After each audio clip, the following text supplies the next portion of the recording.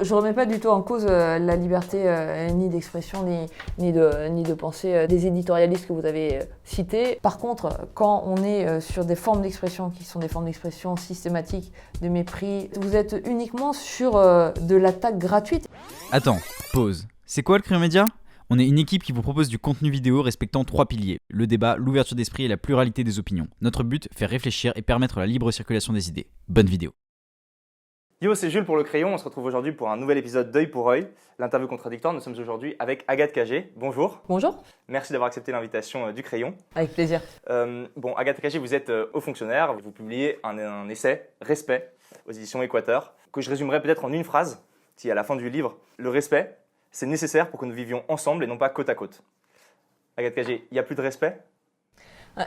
C'est plutôt qu'on est, aujourd'hui on dit le confinement physique depuis 1 an et demi et maintenant avec la crise sanitaire, mais moi je pars du constat qu'on est aussi un peu confiné dans nos têtes. C'est-à-dire qu'on a tendance à regarder uniquement les gens qui sont autour de nous, uniquement les gens qui nous ressemblent, et soit à faire preuve d'indifférence, soit à faire preuve de manque de considération pour les gens qui sont soit un tout petit peu différents de nous, soit un peu éloignés de nos cadres de vie et de pensée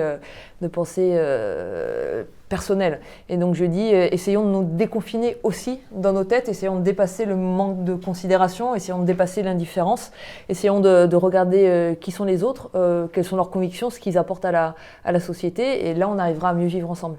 Justement, cette indifférence, ce sont ces yeux qui ne voient pas. Vous parlez des yeux internes qui bloquent un petit peu la vue, c'est-à-dire en fait les prismes qu'on a avec le cerveau qui nous empêchent de voir notamment les personnes sans domicile fixe par exemple. Est-ce que vous pensez que la métropolisation, le fait qu'on habite dans des villes où il y a toujours de plus en plus de monde, ça empêche d'être proche de justement son prochain parce qu'on ne le connaît pas, parce qu'on n'est pas sûr de le recroiser le lendemain, alors que dans un village, si quelqu'un décède, tout le monde l'apprend et probablement que tout le monde le connaissait. Ouais, disons que la métropolisation, c'est plutôt une forme d'excuse. Vous parlez des sans domicile fixe. En effet, il y a 70 000 femmes, par exemple, qui vivent sans abri en France aujourd'hui. C'est l'équivalent du Stade de France. Donc on se dit... oui, elles sont réparties sur tout le territoire. Elles sont réparties sur tout le territoire, mais il y a quand même une image assez forte. Si vous les mettez toutes dans le Stade de France et si, comme à la fin d'un match, vous voyez le Stade de France se vider, vous vous rendez compte du nombre de personnes, d'individualités, de personnes qui ont une humanité, une vie, des problèmes et des problèmes qu'on pourrait prendre aussi en compte. Et on fait un peu, pas exprès de ne pas les voir, pas semblant de ne pas les voir, mais par l'excuse de la métropolisation, c'est aussi une facilité de ne pas les voir. Et puis il faut, je pense, se méfier un peu de la différence entre les grandes villes et les villages, parce que si vous lisez la presse quotidienne régionale, vous avez aussi beaucoup de drames de personnes dans des villages qui meurent seules et qu'on retrouve 1 semaine, 2 semaines, 3 semaines après du fait du cri de leur chien parce qu'elles sont décédées et que personne l'a vu. Cette forme d'indifférence, bien sûr, qu'elle est un peu plus forte dans les villes où le lien de solidarité qui peut être plus prégnant quand on est sur des petites communautés, dans les villes il est encore plus délité. Mais ce lien de solidarité, c'est un peu délité partout sur le territoire. À qui est-ce qu'il s'adresse ce livre ? Parce que j'avoue que quand je le lis, je me demande quand même si les personnes sans domicile fixe ou des personnes âgées qui sont éloignées du numérique ou des personnes qui sont précaires, des classes très populaires, puisque c'est aussi l'un des points que vous soulevez. Est-ce que c'est vraiment des personnes qui sont en état de lire ce livre ou en tout cas, est-ce que vous leur adressez vraiment ? J'ai la sensation que quand vous faites des allusions parfois à une petite phrase d'Emmanuel Macron ou d'Éric Zemmour, il faut avoir une certaine culture politique pour la comprendre. Je pense que ce livre vraiment s'adresse à tout le monde, d'abord parce que c'est un appel à la responsabilité individuelle. Ce livre, quand je l'écris et quand je dis faites attention à ne pas vous laisser prendre dans la facilité de l'indifférence, dans la facilité du manque de considération, c'est aussi une claque que j'ai envie de me mettre à moi-même, parfois quand je sors dans la rue ou quand je considère ce que j'ai fait et ce que j'ai pas fait de ma journée. Mais parce que vous faites partie de cette élite, vous avez fait l'ENA, l'ENS… Après, Éric Zemmour, c'est CNews qui est en train de devenir la première chaîne d'information continue. Donc c'est regardé par énormément de monde. L'accès à ce livre, j'espère, sera un accès le plus large et le plus grand possible, parce que finalement, la problématique du manque de respect aujourd'hui, c'est une problématique dont tout le monde est victime, et tout le monde est victime des gilets jaunes dont je parle, aux personnes âgées, aux sans domicile fixe, mais également les gens qui vivent dans les conditions, disons, socio-économiques les plus favorisées. Et quand on parle de l'égalité entre les femmes et les hommes, qui est un sujet majeur. Déjà, ça concerne 50% de la population, 50% des femmes, et puis ça concerne aussi 50 autres % de la population, parce que les hommes sont concernés au premier chef. Et puis ça transcende effectivement du coup les classes sociales. C'est quoi pour vous une classe moyenne, et c'est quoi pour vous les riches? Ah, ça c'est une question petite phrase. C'est une question difficile? Non, enfin, la richesse, elle peut se définir par des éléments statistiques. Enfin, une fois que vous avez passé le revenu médian, vous pouvez considérer que la moitié de la population qui est au-dessus du revenu médian aujourd'hui en France, elle fait partie soit de la classe moyenne, soit des riches. Après, vous pouvez définir les très très très riches, c'est 0,5% de la population qui vont cumuler 10, 20, 30, 40% du patrimoine d'un pays selon les pays. Vous pouvez définir les très riches sur les 5%, les 10% les plus riches de la population. Enfin, statistiquement, ça se définit. Après, la question de la classe moyenne en France, elle est beaucoup plus difficile, parce que comment vous définissez une classe moyenne? Est-ce que ce sont des personnes... Je te demande, parce que du coup, vous en parlez aussi dans le livre de... Est-ce que la classe moyenne, ce sont des personnes qui ont l'ensemble des opportunités qui leur sont ouvertes? Et avoir l'ensemble des opportunités qui leur sont ouvertes, c'est la possibilité d'accéder à un emploi, de permettre à ses enfants de faire les études qu'ils souhaitent, d'avoir un accès à la mobilité, d'avoir aussi un accès finalement facilité par son utilisation du numérique, par aussi les services publics qui nous entourent, à tous les services publics essentiels. Et là, c'est finalement assez difficile à définir en termes socio-économiques, parce que vous pouvez, en fonction de votre revenu, avoir l'impression de faire partie de la classe moyenne, mais parce que vous êtes dans une zone urbaine éloignée des grands centres métropolitains, tout d'un coup vous rendre compte que vous êtes bloqué en termes de mobilité parce que les transports autres que routiers sont mal assurés, que votre enfant en termes d'opportunités finalement a un champ de vision qui est relativement fermé parce qu'il a l'impression que de nombreuses portes ne lui sont pas ouvertes, ou soit il n'a pas la connaissance de ce que les enfants des métropoles ont comme connaissance de l'ensemble des opportunités qui leur sont ouvertes. Donc c'est assez difficile. Ce qu'il faut éviter, à mon sens, c'est une forme d'assignation des personnes en leur disant vous n'avez pas de raison de considérer que votre situation aujourd'hui est délicate et précaire, parce que regardez, là on peut vous classer selon les logiques de l'INSEE, vous faites partie de la classe moyenne. C'est là où il faut faire attention, parce que les difficultés de vie des uns ou des autres sont liées à des situations extrêmement complexes. Ouais, on en a parlé de ces thématiques d'isolement des territoires, notamment avec Nicolas Hazard, qu'on a reçu en interview ici pour aussi un autre livre. Moi, si je vous pose cette question, ce n'est pas pour la petite phrase, c'est parce qu'il n'y a pas forcément de bonnes ou de mauvaises réponses. Mais en France, chacun a sa définition de ce qu'est un riche.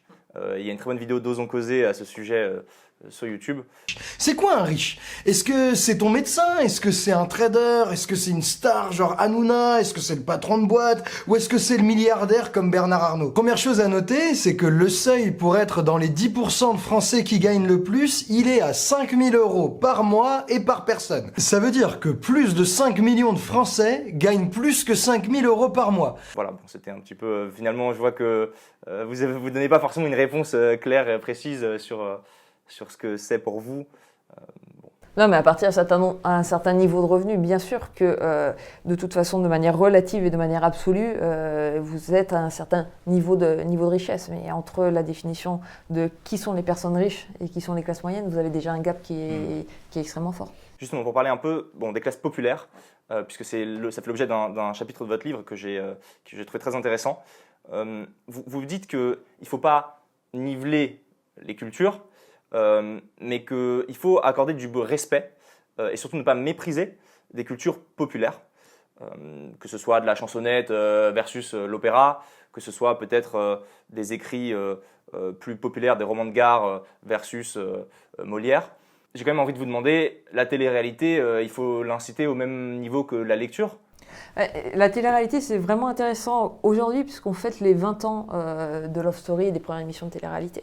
Et on voit bien qu'aujourd'hui, on regarde ces premières émissions de télé-réalité comme l'émergence d'un phénomène culturel extrêmement important, comme finalement aussi une forme de prémisse de ce qu'ont pu montrer derrière les réseaux sociaux, de ce qu'ont pu être derrière les chaînes YouTube. Donc on voit bien que ces émissions qui au départ étaient extrêmement déconsidérées, si on lit les articles de presse de l'époque, aujourd'hui font l'objet de thèses, font l'objet d'analyses extrêmement poussées, font l'objet de réflexions, y compris dans les émissions culturelles les plus en pointe de ce que propose la télévision ou les médias français. Moi, ce que je dis, c'est qu'en France, on a eu vraiment un grand retard par rapport à la considération qu'on n'accordait pas à toutes les formes de culture. Et ça peut être modern jazz versus ballet, ça peut être chanson versus opéra, ça peut être téléfilm du samedi soir versus film qu'on passe dans les cinémas. Mais est-ce qu'il faut encourager cette culture-là,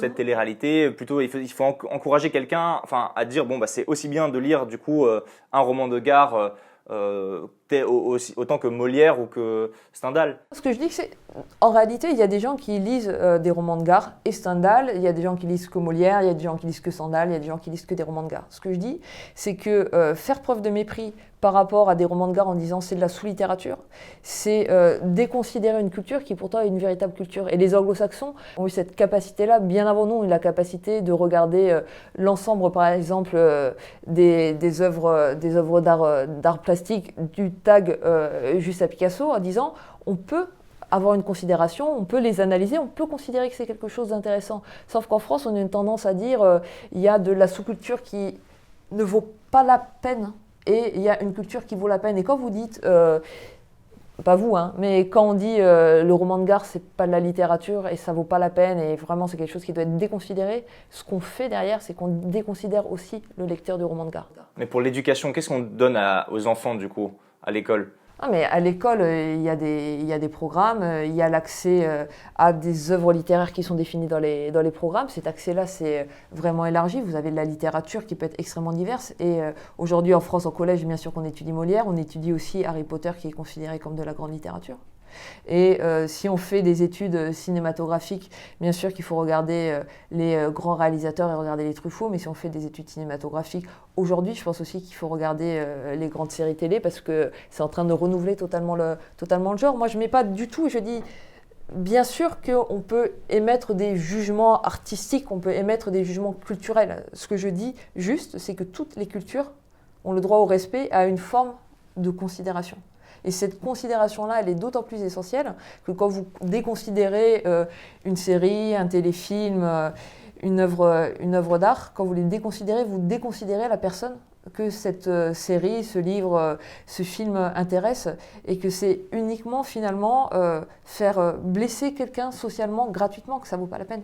Oui, c'est un mépris en fait qui ruisselle, qui découle, qui coule en fait sur toute la société du haut vers le bas, quoi. C'est ce que vous dites un petit peu. C'est un peu ce que je dis et ça fait du mal à la. Et ça fait les gilets jaunes d'une certaine manière. Et derrière, de la même manière que vous pouvez avoir du mépris qui s'exprime par rapport à du téléfilm, et vous avez aussi un mépris qui va s'exprimer de la part de ceux qui aiment ce téléfilm par rapport à ceux qui n'aiment que l'opéra. Et donc vous avez des mépris réciproques qui s'installent alors même que toutes les cultures valent de la considération. Ce qui ne veut pas dire que dans les programmes scolaires, toutes les œuvres se vaudraient et qu'il ne faut pas apprendre et faire découvrir un certain nombre de choses aux enfants. Non, justement, parce que vous parlez aussi dans votre livre de la langue en politique. Vous dites que typiquement Pompidou, qui a été président dans les années 60, était ancien prof de français, a écrit une anthologie de la poésie française et quelqu'un qui est donc très lettré, versus grosso modo Sarkozy et le casse-toi pauvre con. Est-ce que vous faites pas vous-même une déconsidération de la langue qu'utiliseraient justement des classes populaires en disant casse-toi pauvre con plutôt que d'écrire une anthologie de la poésie française? Non, là, je suis vraiment en désaccord parce qu'en réalité, pour moi, les citoyens attendent ont une exigence relativement forte par rapport à la parole publique et à la parole qu'ils reçoivent. Et tous les citoyens étaient totalement capables et seraient aujourd'hui totalement capables d'entendre, d'écouter, d'apprécier des discours politiques du niveau de ceux que prononçait un Georges Pompidou. Mais est-ce qu'ils les écoutent encore? Ils les écouteraient. Le problème, c'est que si on fait le choix parce qu'on croit que c'est plus facile pour attirer les électeurs de dire « casse-toi pauvre con » plutôt que de faire appel à leur intelligence. Si tous les hommes politiques font ce choix-là, les citoyens ne peuvent plus les écouter parce qu'ils n'ont plus ce niveau de discours.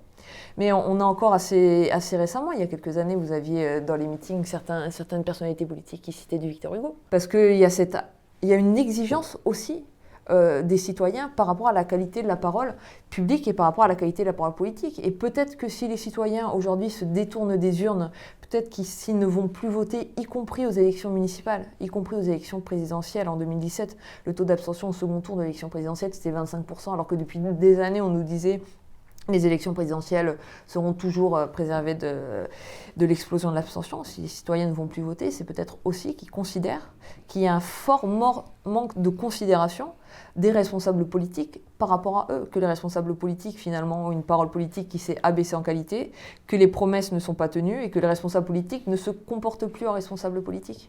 Vous parlez aussi des éditorialismes justement, enfin éditorialistes plutôt, et des polémistes. Éric Zemmour, Arnaud Stéphane, Yvan Rioufol, Alain Finkielkraut, etc. Et vous écrivez une phrase qui m'a un peu choqué, c'est juste une pensée liquide comme de la merde. Est-ce que Éric Zemmour, qui est écouté aujourd'hui, comme vous l'avez dit justement auparavant, par de larges pans de la population, et notamment des classes populaires, qui partagent typiquement l'avis, les sondages le montrent, des tribunes qui sont publiées dans les valeurs actuelles que vous auriez pu conspuer à égale valeur avec Éric Zemmour, est-ce que ce n'est pas justement aussi ce mépris des idées politiques d'une large partie de la France ? Éric Zemmour, il me gêne quand il insulte les personnes. Quand il insulte les personnes en fonction de leur prénom en disant « votre mère a eu tort de vous donner tel prénom parce que c'est des prénoms qui, moi, ne me conviennent pas ». Quand il insulte des personnes… Un prénom africain versus un prénom qui serait français, c'est ça Parce que Éric Zemmour considère qu'il y a des prénoms que lui peut étiqueter comme français et que d'autres prénoms qui ne lui conviennent pas. Quand Éric Zemmour est condamné pour incitation à la haine raciale, oui, je pense que c'est de la pensée liquide comme de la merde. Et c'est une pensée qui est condamnée devant la justice parce que c'est une pensée qui insulte et c'est une pensée qui fait mal. Quand Alain Finkielkraut dit à une heure de grande écoute qu'il faut s'interroger sur le consentement possible d'une personne qui a été victime d'inceste, oui, je trouve que c'est de la pensée liquide comme de la merde. Alors, bien sûr que derrière cette phrase qui est un peu forte, qui est un peu choc, je ne remets pas en cause toutes les paroles qui peuvent être dites par les éditorialistes quand ils s'expriment, par certains éditorialistes, quand ils expriment une certaine pensée politique que je ne partage pas forcément. Mais je dis quand on a une parole de haine, quand on a une parole de haine, quand on a une parole d'insulte, quand on a une parole qui cherche à faire mal, alors je trouve que c'est une parole qui est là pour déchirer la société, qui est là pour blesser, et qui est une parole qui est extrêmement dangereuse.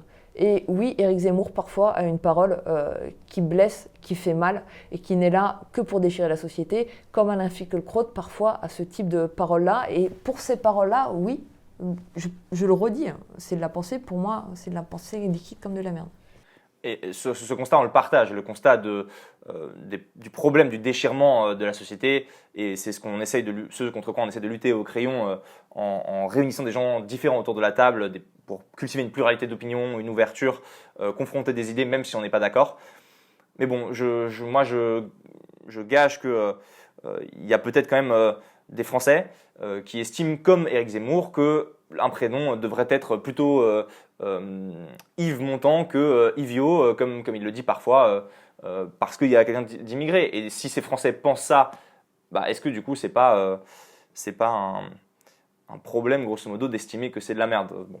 Je ne remets pas du tout en cause la liberté ni d'expression ni de pensée des éditorialistes que vous avez cités, modulo le fait que quand ils sont condamnés pour leurs propos, c'est que ce sont des propos qui sont condamnables. Et heureusement qu'aujourd'hui, médiatiquement, vous avez toutes les opinions politiques qui peuvent s'exprimer, parce que c'est quand même la base et le fondement de la démocratie, et c'est la base et le fondement de la démocratie que l'ensemble des citoyens puissent retrouver dans les médias des formes d'expression politique qui correspondent à leurs convictions propres. Par contre, quand on est sur des formes d'expression qui sont des formes d'expression systématiques de mépris, de haine, de blessure, voilà, vous êtes uniquement sur de l'attaque gratuite, et ça fait mal aux personnes qui regardent. Quand vous avez votre prénom qui est remis en cause tous les soirs de manière systématique à la télévision, quand vous écoutez ou quand vous entendez parler de ces émissions-là, ça vous fait mal et ça vous blesse. Quand Éric Zemmour explique que quand une femme prend un poste de pouvoir, alors le pouvoir se dissipe et s'évapore parce que les femmes sont incapables de diriger, oui, je pense que ça fait mal et que ça blesse les femmes. Et la liberté d'expression a cette limite des propos pénalement condamnables. Et ensuite, moi, je regrette que la haine et le mépris aient libre cours. Et la deuxième chose qui me semble problématique, c'est que les Éric Zemmour, la Finkielkraut ont souvent dit mais regardez, on ne peut pas s'exprimer parce que vous avez le politiquement correct qui nous empêche de nous exprimer. La réalité de ce qui se passe aujourd'hui, de leur lieu d'expression et leur audience, c'est que ce sont eux et leurs paroles de haine et leurs paroles d'injure qui sont quasiment devenus le politiquement correct. Mais alors ça, c'est un point très intéressant. Parce que je me suis souvenu en lisant ce livre justement d'une émission qui avait eu lieu sur On n'est pas couché en 2017 où Alain Finkielkraut était invité et où il a eu un échange, un clash avec Camille Chamou, je crois, qui est une comédienne. Et les deux ne se comprenaient pas sur la pensée dominante. On avait d'un côté Camille Chamou qui exprimait grosso modo un désarroi face à la France qui, face au féminisme, ne comprenait pas encore les cas de féminicide, qui s'exprimaient sur l'égalité entre les hommes et les femmes dans le milieu du travail, etc. Et qui disait mais ces idées ne sont pas répandues dans la société, il faut les combattre pour celles-ci. Ce en quoi elle a raison quand elle parle en fait de la majeure partie de la population, vers lesquelles les idées ne sont pas encore diffusées. Et on avait de l'autre côté Alain Finkielkraut qui disait mais en fait les idées sont déjà dominantes parce que lui parle de son milieu, du cercle intellectuel dans lequel il faut le dire, aujourd'hui, c'est compliqué ce serait, on serait probablement ostracisé. Du coup, si on avait une pensée comme Alain Finkielkraut, comme lui les Alain Finkielkraut n'est absolument pas ostracisé. Alain Finkielkraut. Mais dans les milieux intellectuels. Et donc, en fait, ils se comprennent pas. Est-ce qu'ils parlent pas peut-être de la même chose? Ils parlent pas du même monde, c'est-à-dire le monde des élites, dans lequel il y a pas un politiquement correct, mais disons des idées qui sont communément admises sur la place de l'égalité des hommes et des femmes, versus en fait la plupart de la population vers laquelle ces idées sont pas encore transmises. Est-ce que c'est ça le problème aussi? Je pense pas, parce que je pense que dans tous les milieux et dans l'ensemble de la société, vous avez ces débats-là. Vous avez le débat sur qu'est-ce que doit être le féminisme. Est-ce qu'un féminisme radical, et comment on définit un féminisme radical? Un féminisme radical, ça peut être radical sur le fond, mais vous pouvez avoir quelque chose qui est totalement non violent, etc. Vous pouvez assumer. C'est le cas des RADFEM, par exemple. On a invité Anicia pour parler de féminisme radical, qui est un mouvement effectivement un peu particulier au sein du féminisme, mais donc sur la radicalité. Vous pouvez assumer une forme de radicalité. Les colos ont une forme de radicalité dans leur message et c'est un féminisme totalement pacifique, c'est un féminisme d'expression dans l'espace public. Sur est-ce qu'on est aujourd'hui à l'égalité entre les femmes et les hommes ou est-ce qu'on n'y est pas du tout? Vous avez des différences très fortes de pensée qui s'expriment dans tous les milieux et dans le milieu intellectuel. En tout cas, dans la sphère médiatique, vous avez certaines personnes qui considèrent, alors même qu'en matière de parité salariale, on estime qu'il faudra encore 200 ans pour avancer. Vous avez des personnes qui expliquent qu'on est déjà à l'égalité. Donc je pense que les débats se font. D'inégalité salariale, on met en rapport des choses qui sont pas forcément, qui devraient pas forcément être mises en rapport. C'est-à-dire que c'est un calcul où on met en équivalent temps plein des temps partiels, etc. Quand vous êtes sur les analyses aujourd'hui du Forum économique mondial, c'est vraiment des analyses qui regardent à niveau de poste égal les rémunérations des femmes et les rémunérations des hommes. Avec en plus, oui, les difficultés des femmes, notamment accentuées par la crise, sur l'accès au temps plein, sur l'accès à des emplois non précaires, sur la conciliation entre la vie personnelle et la vie professionnelle. Vraiment, je suis assez convaincue que ces débats-là de fond, c'est des débats qu'on retrouve véritablement dans toute la société. Et vous avez vraiment des sujets sur lesquels c'est intéressant qu'il y ait aussi débat, parce que pour progresser sur le fond des idées, il faut que l'ensemble des points de vue puissent s'exprimer pour qu'il y ait une forme de progression et de diffusion des idées des uns et des autres, en respectant bien sûr aussi un certain nombre de faits. Ceux qui considèrent qu'il n'y a pas de problème de féminicide aujourd'hui ont un problème de regard sur la réalité. Et quand vous avez encore, il y a 2 ans, plus de 150 femmes qui ont été tuées par leur conjoint ou ex-conjoint, et qu'on voit malheureusement cette année encore se multiplier ce type de drame. On est déjà à une quarantaine, je crois, cette année. Bon, si du coup, dans à peu près au mois de mai, on serait quand même un peu réduit par rapport aux 150 d'il y a 2 ans. Mais disons Oui, que mais on est sur des sujets tels que le seul objectif à atteindre, c'est 0. et c'est possible ça, d'atteindre zéro crime violent dans une société. En tout cas, c'est l'objectif qu'il faut viser. Et quand on a des politiques qui sont mises en place pour protéger les victimes et pour protéger les femmes victimes de violences, notamment des politiques à l'image de ce qui a été mis en place en Espagne, on voit qu'on peut sauver massivement des vies. La radicalité, vous en parliez. C'est quoi la différence entre radicalité et violence?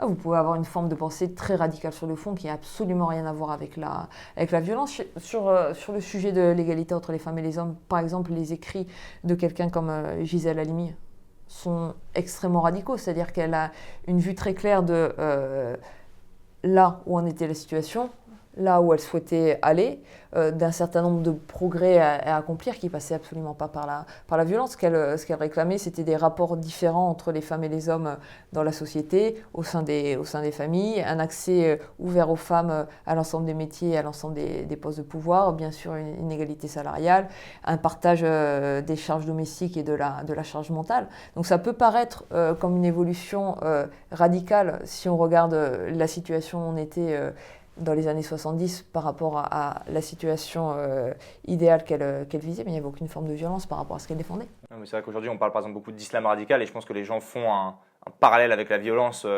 qui s'exerce parfois par des actes terroristes du coup. Il faut faire attention à la manière dont on lit certains mots avec d'autres mots. Alice Coffin, dans Le génie lesbien, qui, bon, c'est la phrase qu'on cite tout le temps, mais sur je lis plus ou moins les œuvres des hommes, etc. Elle l'assume comme telle.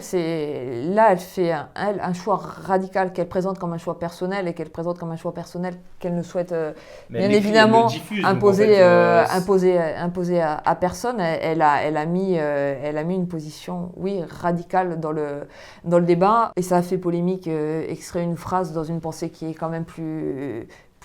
Mais est-ce que c'est pas pareil pour Éric Zemmour alors?